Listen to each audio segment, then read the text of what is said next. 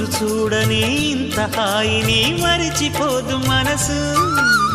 ఒదిగి ఉండి నీ వాకిటిలో బదులు కోరి నే నిలుచున్నా.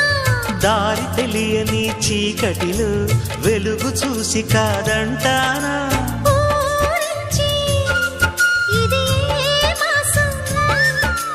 ప్రేమించే ప్రతి గుండెను అందెల సందడి చేసే హేమంతం ఇది.